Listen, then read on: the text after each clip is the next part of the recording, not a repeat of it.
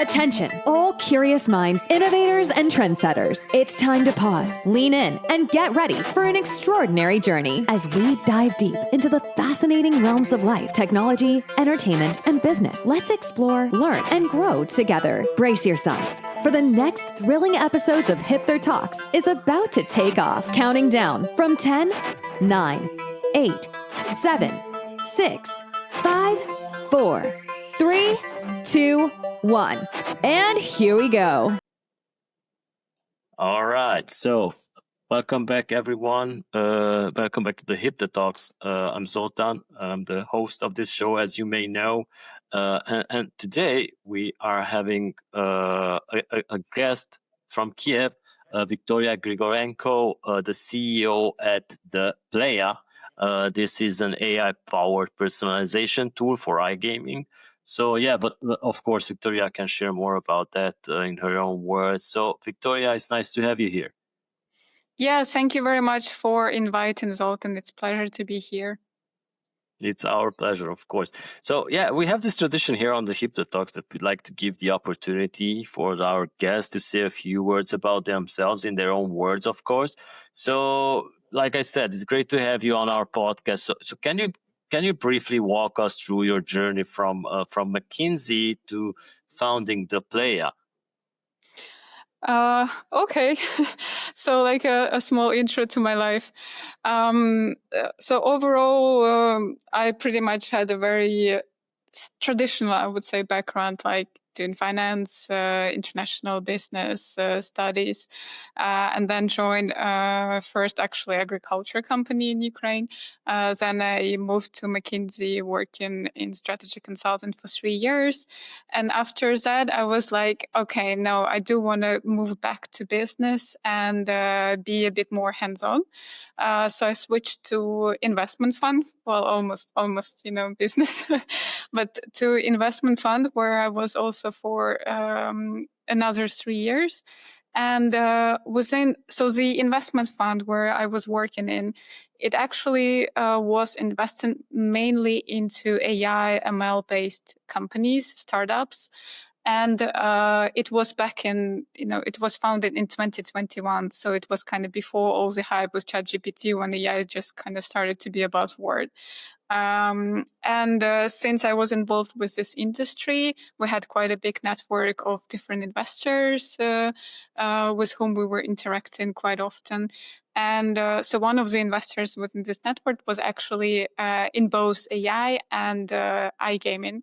And we were kind of discussing like that iGaming is actually such a great industry because there's so much data that you can get. And AI is like a perfect tool actually to leverage this data and to build much better journeys for the players. And this is how, just simple talks started like that. And then we decided to test this idea. And we had a small outsourcing team who made like a prototype just to test it. We did the test, understood that it works, and actually started also to research a bit more like what is possible, and realized that, there's such a big space. At that moment, there was, I think, only Future Anthem at that moment. Okay, I'm not probably a traditional CEO, so I'm kind of still pulling sometimes the competitors' names. So it was really wide open, and we decided that it's a good opportunity, and try to go into that. And then I joined as a full-time CEO. We built up the team, and now we are live and already working for almost 2 years. We are 15 people, and pretty much just started our visibility journey 3 months ago. Once we already, tested everything, built it, tested, now we are pretty sure like what we can offer to the market. And here I am. Yeah. It's good to have you here. It's no problem mentioning the competitors. At least you can name them, and they can look at you as maybe a source of inspiration. So as you guessed it, guys, we're talking about personalization today. And of course, AI-powered personalization. So I'm also interested about what inspires you to focus on AI-powered personalization, and especially why the iGaming industry? Well, given, how it started, it kind of was just very natural to move into that. Plus, we did a lot of market not a lot of, but quite a deep analysis of what is going on the market, what is needed, how it is compared to other industry. And given, my consultant background, I know how to do that. So we did quite extensive research and understood that overall, iGaming industry, because of various reasons, I would say, and one of the biggest reasons, it's very closed.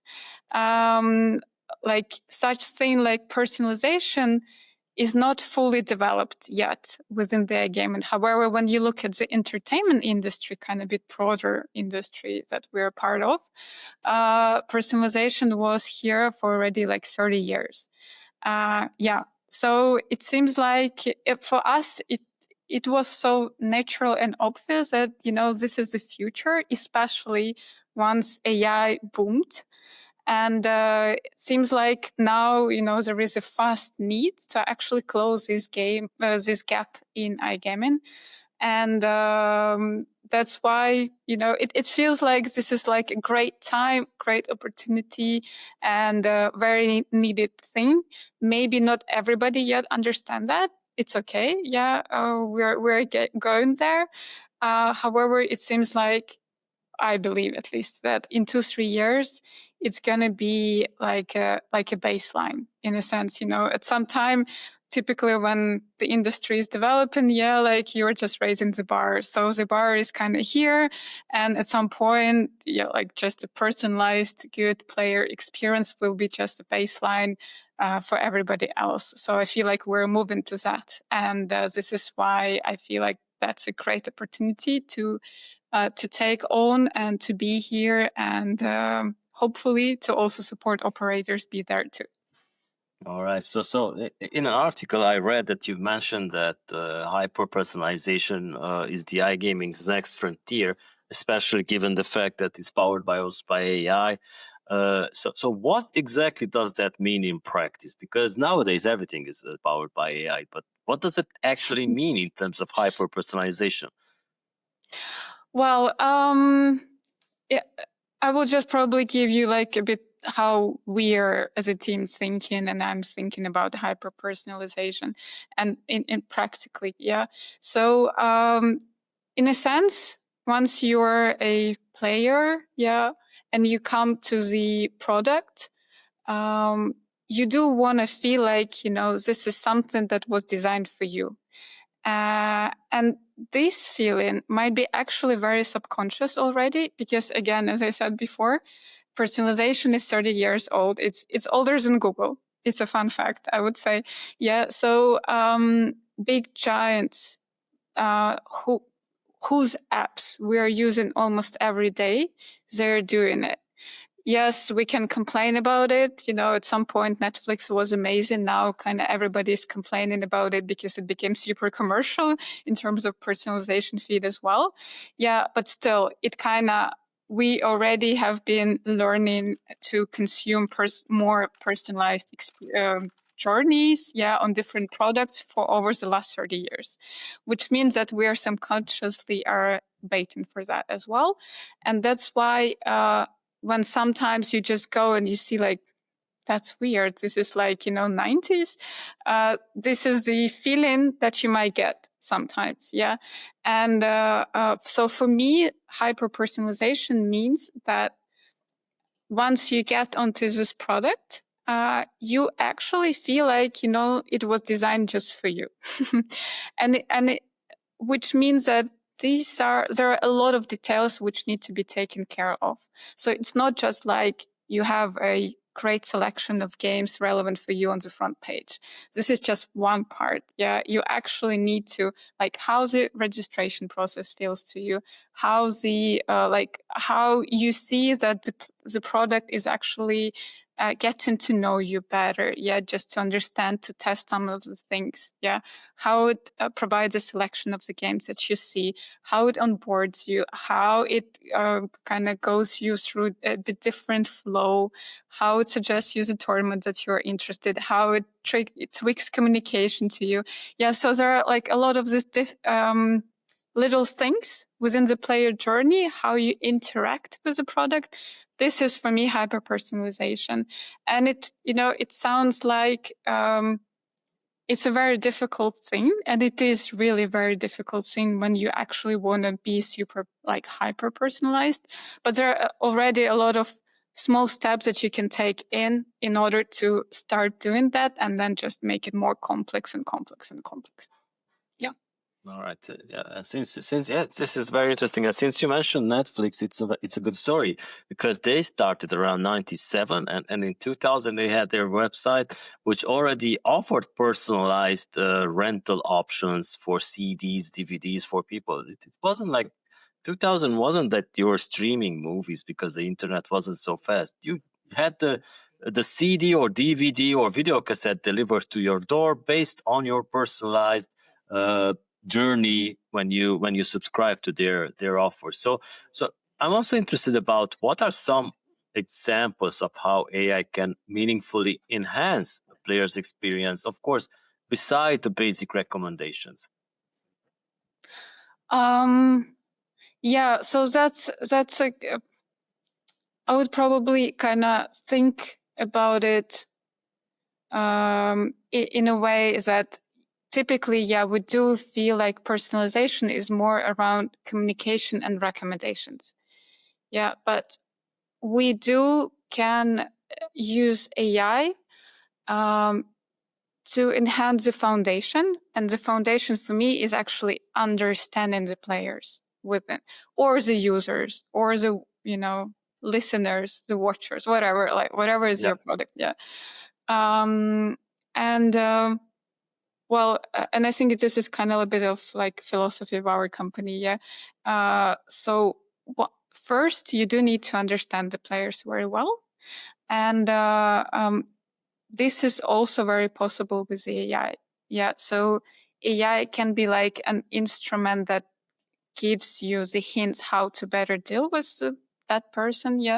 But it also can give you a lot of information about what is going on your product, like how your players are behaving, what are the behavior patterns that you're looking at, how do you want to develop your product further, and how this particular product feature will help, make the experience of these particular players more engaging.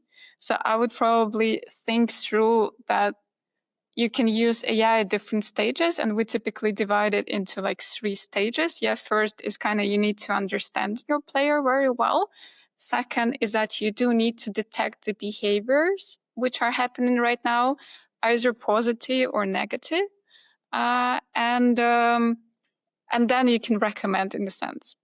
Because just recommending, I mean, it's also possible, it's okay, but then you might lose some important context, or like particular situation that you have right now, because there was like churn flag, you detected that person is changing their behavior pattern. And this is potentially a churn not right now, but churn like in 2 weeks or 4 weeks or something. And you can already do something to kind of still keep the player engaged. So I would probably think about AI not just from the recommendations perspective, but also kind of through the whole flow. Exactly. So I'm also interested about how do you balance personalization with player protection, because that's also very important, and also keeping in mind the responsible gaming standards. That's a very important point. Definitely. So typically, responsible gaming, gambling practices should be embedded. Either one. So they should be embedded, ideally within this personalization flow as well, because again, you don't want to burn your player. Yeah, like you do just want to provide a very engaging experience, which will not be harmful at the end. Therefore, ideally, it should all interact within each other, or like if it is not possible yet, there should still be constraints. And again, with the AI, with the machine learning, you can always kind of put constraints like how much you want to do that. And this is how you limit the experience so that it doesn't become too much. Yeah, makes sense. Now let's also talk about retention, because that's also a big part of the personalization. So having all this data, because let's face it, AI is driven by big data. What role does AI play in modern player retention strategies? Well, I would say, you mean like how typically operators are practicing it right now? Yeah. Okay. So with this, typically, well, again, maybe I'm a little bit probably biased, but from our perspective, their AI is not used that much yet. But how it can be used is, again, so you can, so retention, I would say that retention starts at the point once you actually acquire the player, in a sense, because probably after you paid for that, for that person. So, which means that everything you can do in order to help that player to actually be activated, to be retained, to engage, and to stay on the product. Everything is retention. It's a super huge area where you can talk about for like 10 hours probably. But here, maybe what I would probably say is that, again, this thing regarding like how do you think about AI and implementing AI within the retention strategies? Ideally, you go through this whole flow of understanding, detecting, recommending. However, again, you can still start with some small steps, and it's better than nothing. So you can start from any step and start to kind of do something around it. Like if we talk about very, very basic, like churn detection, early churn detection. So that's one of the ways how you can use AI, super basic, super understandable.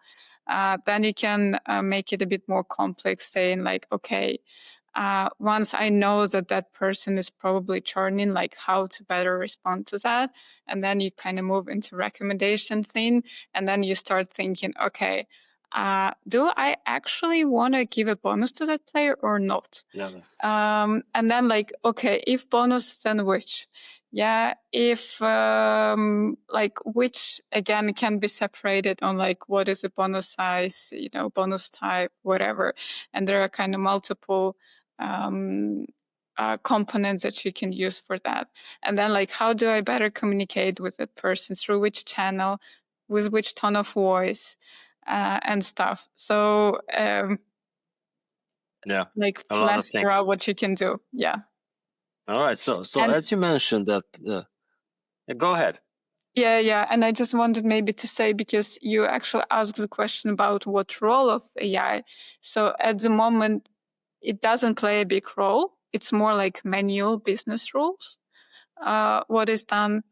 But I do believe that a lot of things can be made like more, which will feel more like one-to-one communication and personalization with the help of AI. And it means that, in the future, that role will be huge. But again, here, maybe just I will still have a small disclaimer regarding that. It's not that AI will substitute everything. Probably not. You still need a person who will be controlling that, because there might be some data drifts, whatever. There might be a lot of other things which are happening. Your traffic is changing, like your marketing source is changing, your product is changing, and that it might also change the behavior as well. So you do need to look after that. But at some point, I believe it's going to be a crucial role of AI playing within the retention. Yes, which is a big part, because you mentioned that, retention starts after the acquisition, but many operators only focus on acquisition. They want as many players as possible, but they don't care about retaining them, because they have this deposit, they give the deposit bonus, and that's it. We focus on the next one. But could you maybe help these operators and walk them through about the missed opportunity, when retention isn't prioritized? Yeah, and maybe here, so I would also switch it a little bit to another angle, yeah. So retention, typically what we see is that, there are teams who are focusing mainly on acquisition, and there are teams who are focusing on retention. However, they are focusing on retention quite often after first months.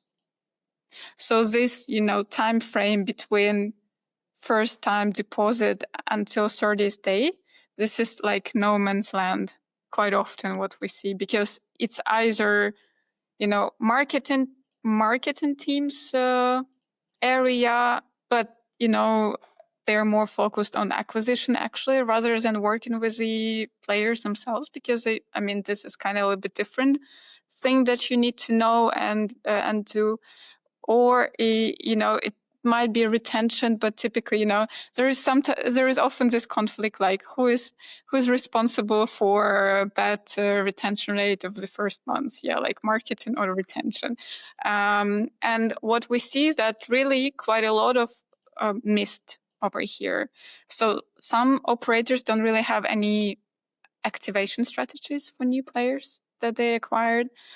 Some have, but very generic, like everything's the same for everybody. Therefore, this is a huge missed opportunity in our view, because once you actually know whom you acquired, you understand their profiles, like there you understand the business, the behavioral patterns of the players. And then once you actually make their journey a bit more interesting, a bit more relevant for them, then you can activate them much better, and pretty much everything gets better, like your ROI on marketing spend, and retention rates and everything, because you already, made them interested, and it's much easier to just keep the interest rather than to start re-engaging them after 30 days. So this is something that, like, for instance, we even do have a solution for that. When we profile the players after 1 day of the activity, we already know which behavior patterns they're in, and you can customize already their journeys afterwards. Plus, you can detect like positive, negative behaviors, like who might be a high value potentially, who might be, who has suspicious activity that it's better to double check, and then kind of makes this flow of activation much more customized per profile. And that does change the picture very much, because, once you actually gave them already from the very beginning this very interesting experience, everything is much better afterwards. All right, so let's do an exercise. You have one of those clients that has flip-flops and socks on. The one that doesn't trust AI, knows better that, okay, I know my clients, I know how to do it. But you analyze their insights, their data, and you found some counterintuitive insights. Did you have any surprises that maybe your client were interested to find after you discovered some data? Mm-hmm.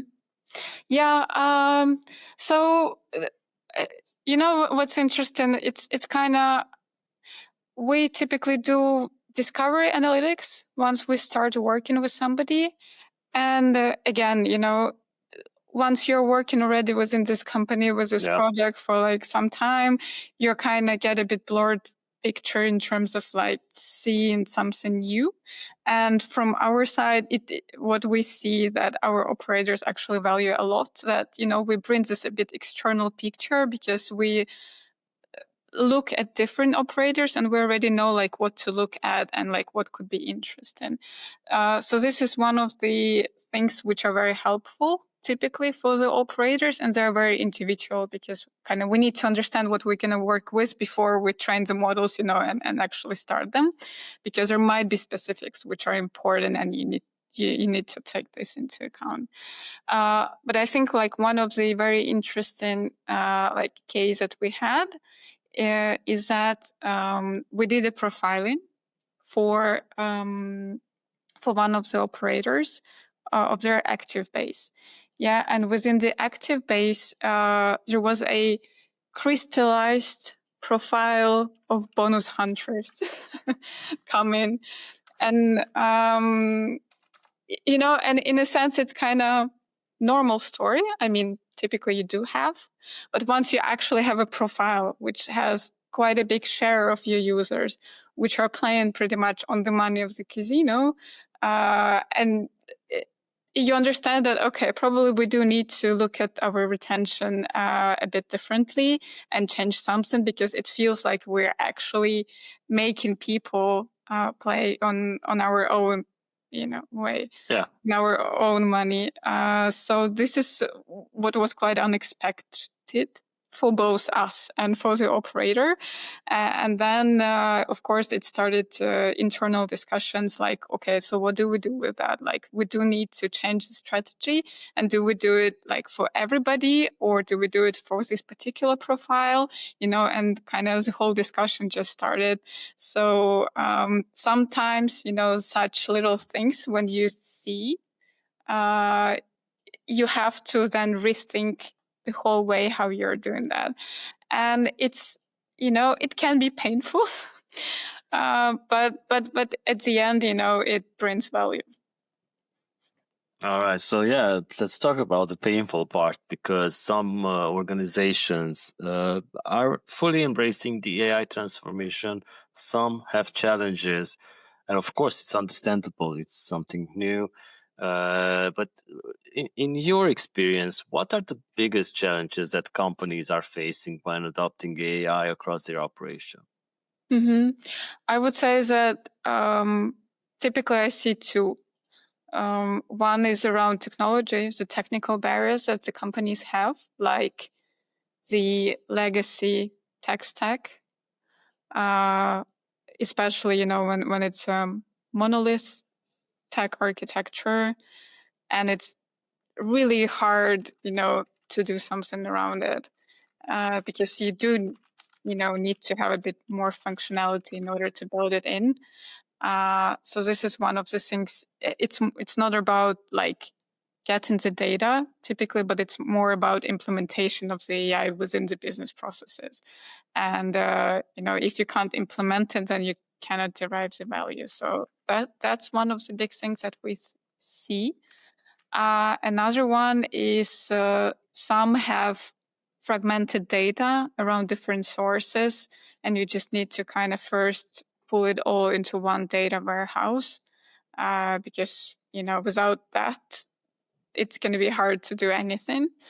And sometimes we do see the organizational barriers, I would say. Typically it's around that, we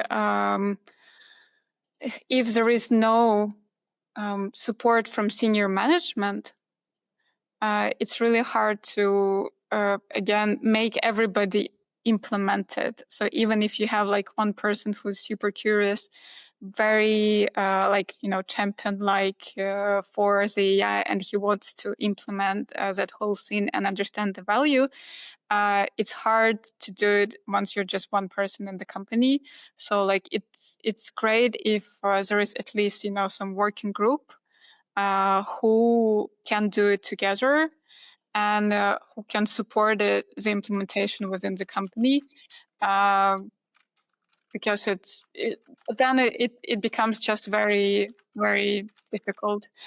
Yeah, and I think that the biggest one, actually, so these were not the biggest ones. The biggest one is lack of focus, typically, of the team. Yeah.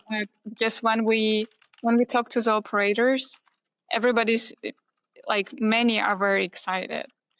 However, typically there are packed roadmaps that they have for the next 2 years, with different product features, and team have KPIs around it. So like how can I get a bit of capacity, on the other thing, which doesn't help my KPI in a sense, at least not now. It might be in the long term, but there are particular things that I need to do.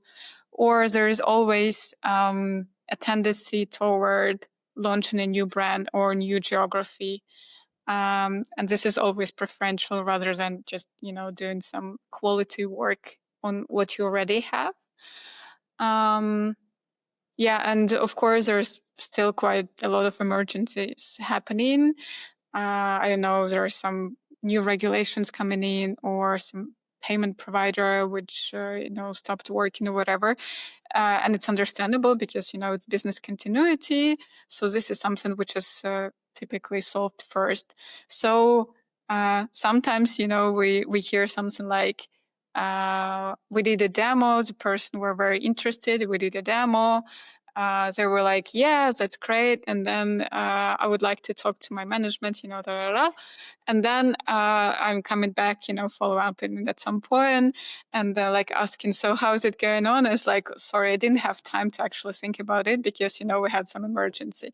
And this is how it often goes. So if you don't really have like either goal or KPI, or at least, something that is a part of your work schedule, at least, for 10%, at least. It's okay if it is 10%, maybe not more, it's okay. But if you don't have this devoted time and some motivation around it, it's really hard, just to prioritize it right now, because right now it's not a part of the baseline. But in 2-3 years, Exactly. It will be, and then you will have to be very, very fast.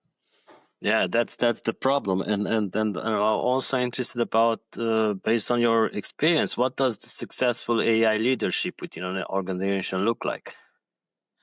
So I would say that if you want to make successful AI leadership within the company, you probably need to have like 3 things, I would say. So one is do have some indicator related to the AI implementation for the organization. Like, or probably it's better if you have it like on a team level, ideal on a company level, but at least on a team level. So that, this is something that everybody is thinking about it, and sometimes look and they're like, okay, yeah, we do need to think about it. So you just remember, and it is within your priorities. Then I would say that what works very well is really a working group. It can be a working group from different departments who are excited about AI implementation, and who have, I don't know, like maybe even if it's okay if you don't have much time, but at least you have one strategic project on AI that you're working on within the next 3 months, let's say. Yeah, and then you have some regularity, you meet, you discuss, you launch something, you test something, and then you implement it within the business processes. Yeah, so this also helps kind of build the momentum in a sense. And ideal, of course, it's great if you have a support from the top management, I would say. Some motivation from above, so that it's not just you who are enthusiastically doing that, but like you're actually visible within the company as a person who is driving innovation. And I think such, motivational structure, in a sense that you actually have indicator, working group, and some motivational thing around it, supported by the top management, that's again a good start. All right. So, of course, we do have to mention that it's also legacy systems and company culture which come into play. So how can legacy systems and company culture affect the speed of success, or maybe the success of AI integration? Definitely, like huge impact, I would say, because if you have a legacy system, it can really slow you down very much. and potentially probably the like number one priority that you need to think about strategically. Yeah. Like, will you be okay to operate on your legacy system within the next 10 years? And how much effort it will require to keep it. Maybe, it's time to actually redesign it and start rebuilding it, as microservice system or whatever, like, so that you're a bit more mobile within the future as well. So I would probably even start earlier than that, like before AI, like what do we do with that? Will it work for us in 10 years? And how much will it cost? Yeah. And if you're not happy with the answers, probably, you need to strategically start to think about it. And then you can also embed AI like on the go. It's also a good strategy. So, that's one thing. And regarding the company culture that you said, I think these two are probably the greatest indicators that might impact. So if you have a company culture with people who are enthusiastic about AI, they will find a way how to implement it, how to try, maybe third-party solutions, maybe something in the house, maybe something first around internal processes, then trying to replicate it maybe on some other processes around players and stuff. So that can drive, even if you have legacy system, you will find a workaround. But if you have a bit like rather a culture of like, it was working great for last 5 years, let's not change anything. So that might be a bit more difficult for any innovation to get further. So yeah. All right, so let's go back to the retention part, because you mentioned that the smaller or maybe low priority markets might actually hold major retention gains. So could you maybe expand this idea? Mm-hmm. So, when we were kind of starting doing our solutions and testing them and stuff, we kind of had the understanding and the idea that you need to have a lot of data, to actually train the model and to have a good result. However, with kind of many experiments that we had, we figured out that you actually don't need that much data. And it also works very well for the smaller markets, even for those markets that you're actually starting to test right now. Yeah, and that you're planning to go into. Why? Typically, again, this is maybe like some of our observations and some of the cases that we have seen. Probably we haven't seen every, but again, when you have an operator who has different geographies, typically there are like, one or two or a couple of core ones where you have a dedicated team and they're working on that. And for them, typically, it's been a while since you're working on them. You already tested a lot of different retention strategies, different kind of how you interact with the players and stuff. So you are already doing the retention part very well. And even like with the selection of games, if it is manual, you still you already know the market, you know what they like, you know how they convert and engage and stuff. For the new ones, typically you don't have like a new team from the very beginning. You start with the existing one, whom have the priority for the core market typically, and then you have smaller one, and then you start. Probably start with something small, and there is not much focus there because there is not much capacity. And anyway, you have a core market which is your priority.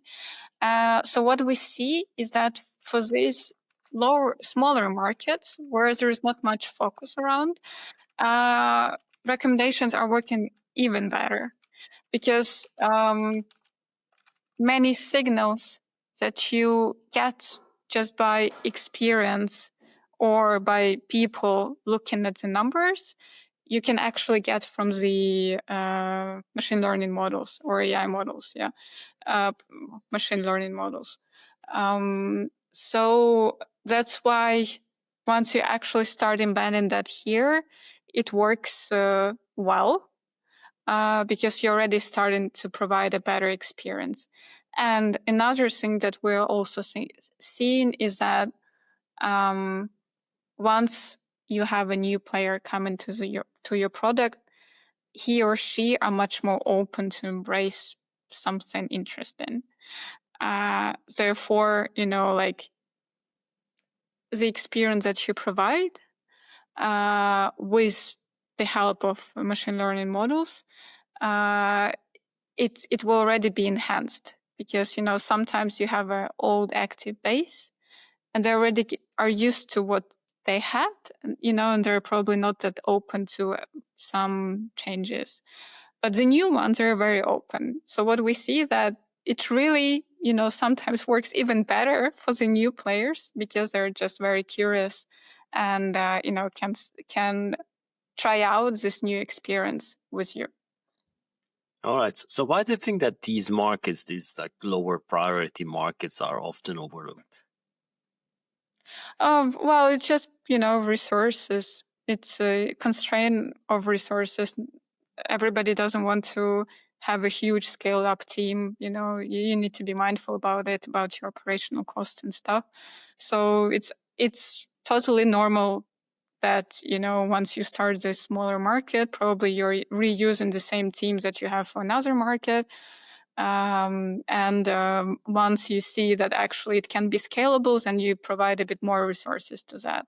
But it's just a natural way of how the companies are doing that, and it's totally normal. No critic here. Yeah. All right. So where do you see the biggest shift coming to AI and iGaming, let's say over the next 2 or 3 years? And if a C-level executive is listening and wants a future-proof wants to future-proof their operations, what one actionable step that should they take today?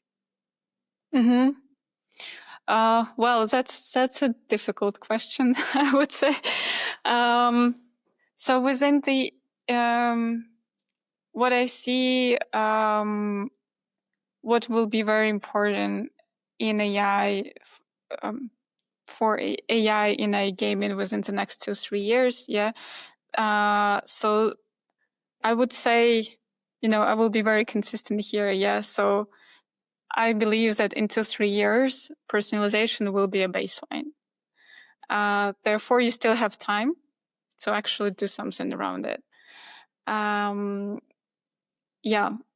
regarding the one actionable thing to future-proof, I would probably, again, given that we are right now in a huge technology shift area, I would probably just look and do like a technical audit in a sense, just internal one, just to understand like where you are at and whether this will work within the next 10 years probably is hard to predict. I would say that now probably all the forecasts are not like 10 years or 5 years even, probably like 3 years is a good forecast, a good time frame for the forecast. But again, just to given like how it is changing, I would probably definitely look at the tech side of the business because this is pretty much the foundation. And if your tech is really outdated already now, then probably in 2-3 years, it will be just a huge bottleneck for everything. Therefore, this is something that will help both to understand and be more prepared for the future, and ideally also build in different like machine learning, AI, whatever you wanted to, in order to be a like next level, next frontier product in iGaming within the next 2-3 years. All right. So how can listeners learn more about the Playa and or maybe get in touch with you? I would really recommend to follow our page at LinkedIn. We have a company page, we actually call it the Playa, but everybody names it the Playa, so I'm fine with that. Just check our page. We're actually we just started it like 3 months ago, and we do want to share like very interesting insights that we're getting from our work with different operators, what we're learning, what we see, how to better implement. We're doing quite a lot of hints in terms of what works, and then of course it's more like either you go and work with different third-party providers like we in order to implement it, or just do it yourself. It's also good. We're happy to raise a bar for everybody. Therefore, the page, and also you can find me at LinkedIn as well. I'm trying to be active and just get in touch with me. I will be happy to talk more about it. And also we have our website. You can learn more about our solutions. And also there is a possibility to book a demo already, like just fill in the form. And, we will set up a call with you just, again, to learn more about like what is going on, what are your pain points, and where we can help and how, and together, explore what could be a good cooperation for both of us. All right. So we do have a huge audience coming from multiple industries. And this is like, maybe if you want to give an advice to one of our listeners or to all of our listeners who are interested about navigating the tech gaming industries, about what's one belief or mindset that has helped you navigate the tech and gaming industries successfully? So there is one, I would say it's more about mindset, and it helps me a lot along my life, I would say. It's just be curious.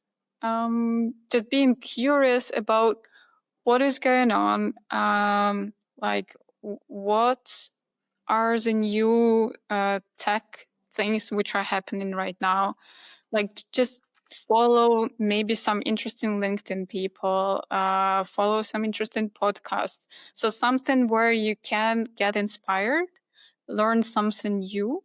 And it might not be just about our industry. It actually can be about anything, because it just gives you a bit fresh perspective and might give you some very interesting ideas, like how to implement that with your company and within your product. So yeah, I would be just very open-minded about it and curious and willing to try out. And then, you can always try and see and then decide like whether you want to roll out, go with it further or not. All right. So before we close, we have this special segment that we do with every guest. This has started about 6-7 episodes ago. And usually we take a moment to listen to a short message left by our previous guest. And then we'd love for you to leave a short reply, message, question, or any thought for our next guest to respond on a future episode. So this message was from Rasmus Søymark, CEO and founder at SBC. He started, before that we had short messages, but he kicked this off with a question for our next guest. That it sounds like this. So have you really taken enough time to think about the planning and work that is required for your next big project? That's a cool question. Actually, I did. Yeah, we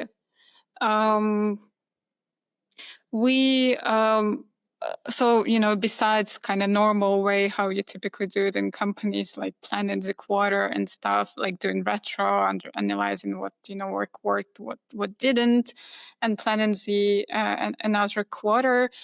we typically also do like once per half a year, I would say, when we actually stop and think like where we are, what is going on, and what are we missing out something, and so that we can just understand whether our track where we are at is still relevant. Again, given how fast the world changes, this is a good exercise to do.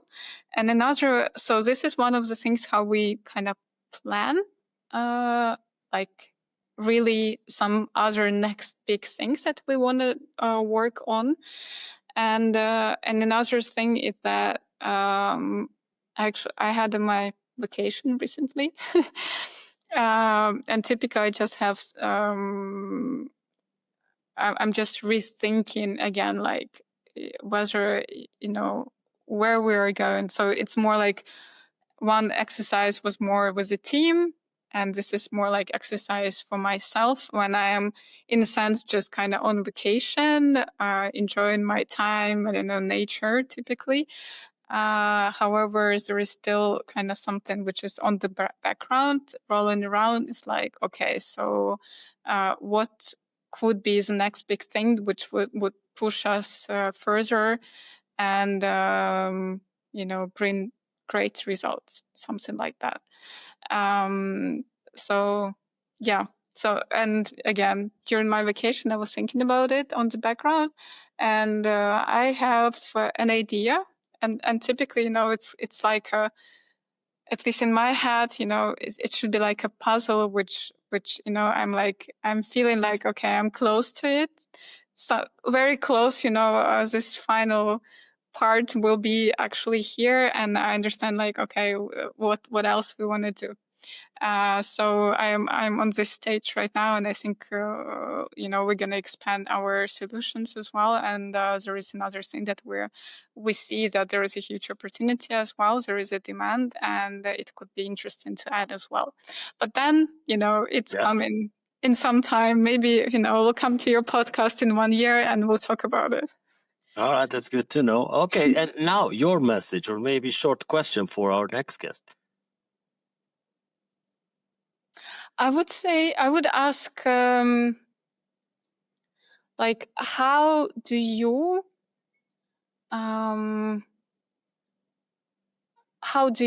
keep yourself inspired in what you're doing?